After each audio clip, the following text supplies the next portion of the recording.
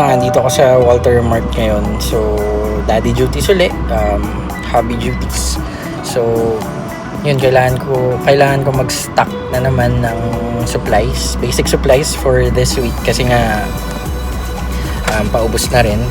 And since galing na ako ng market kanina around 5 a.m. since yun kasi yung mga fresh yung mga karne tsaka yung mga gulay, so I took advantage of that. Well, dito naman sa Walter Mart mahaba ang pila, pero since maaga naman ako, I think this is an advantage na rin sa akin para matapos din agad. Yun nga lang kasi ang daming kailangan lampasan in terms of yung pila sa labas and then pila sa loob and then another pila na naman sa cashier. So kailangan talaga magmadali dun sa pagkuha ng items mo. Yun lang.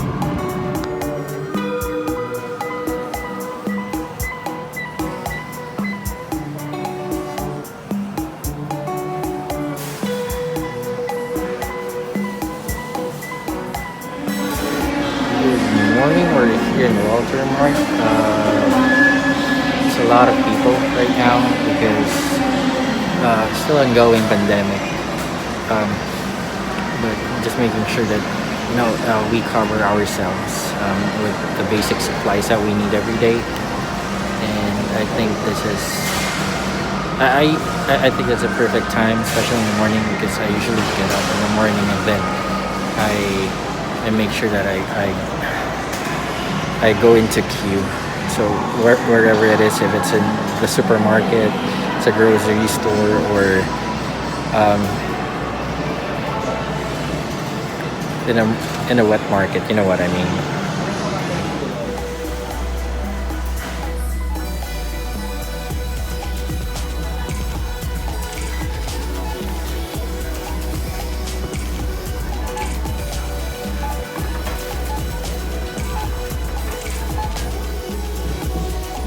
Ayun na ang mga groceries. Sana tama yung mga nilista ko. Yung mga Uy, bakit merong hindi naman ako naglista. Yung tissue na kitchen. Sabi ko bathroom. Oh, meron din. Dinagdagan ko na. Dinagdagan ko na. Ayan. Ayusin natin. Disinfect natin ang mga pinamili niya. Sana tama lahat to.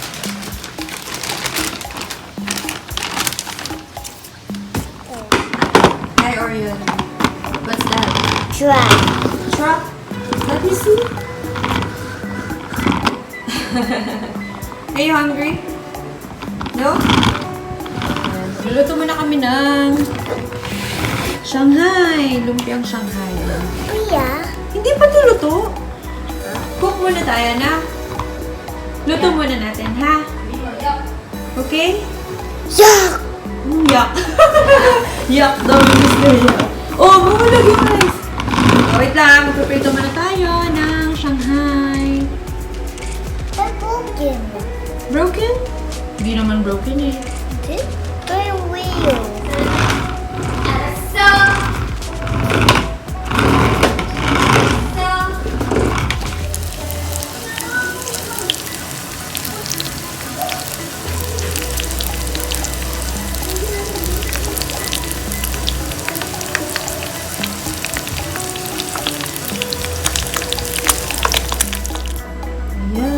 Luto na ang very crunchy na Shanghai.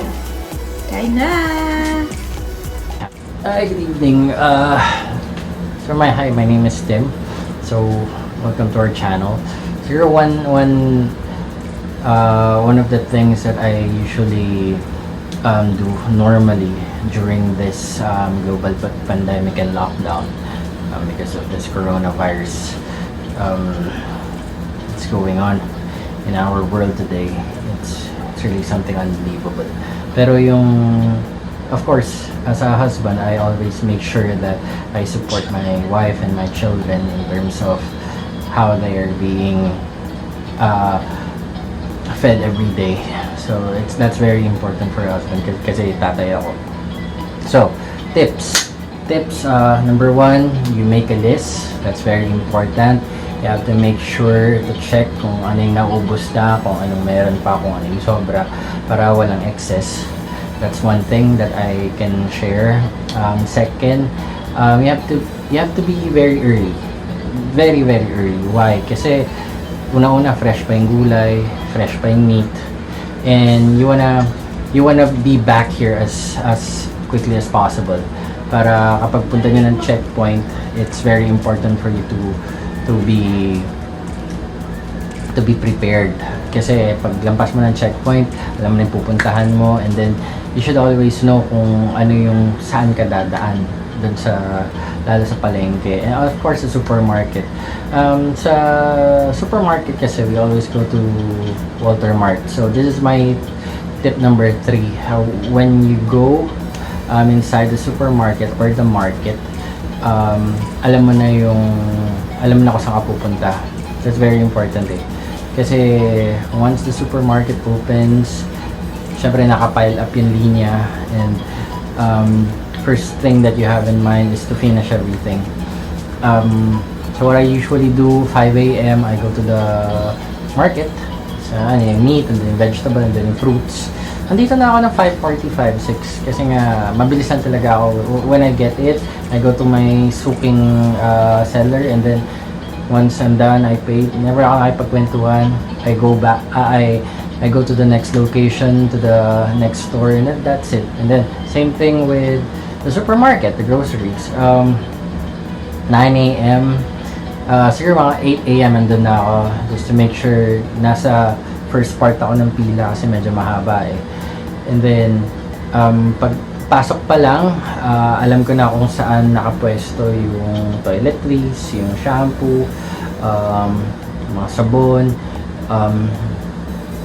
yung noodles, yung delata. I always make sure that I cover each aisle na okay, tapos na ako rito, and then I'll go ahead and wala naman akong ballpen na dala, but I only have the as long as I have kept it in my head. And then kung wala naman, I always text my wife just to make sure na wala to, ikaw na lang sa susunod, kasi madali talaga maubos ng stocks. In the afternoon talaga, I think the grocery needs to replenish it kasi wala eh, it's really going to depleted lagi sa hapon.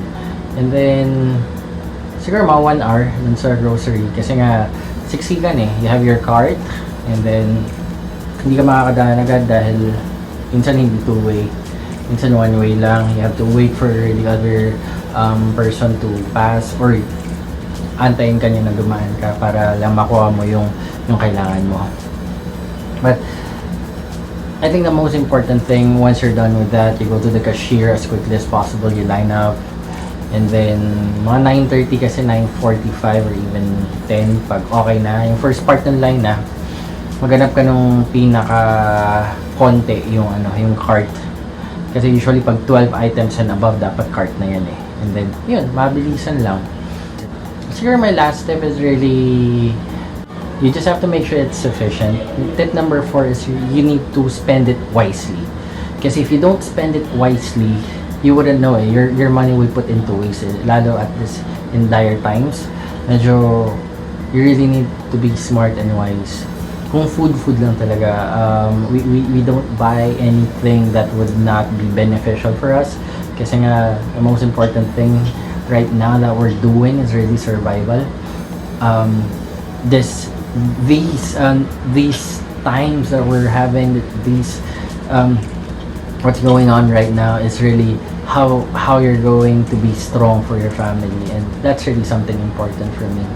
I hope you've learned something from what I just said earlier, but it's the most important thing is you stay safe, you stay at home, you take care of your family, you be there for them, because this is the perfect time to bond with them, regardless if you're playing games or watching the TV, or simply by just talking to them while you're eating. Because ang bonding namin dito is Netflix, video games, what else? Really more on kulitan time. That's the most important thing. Stay safe, guys. Thank you.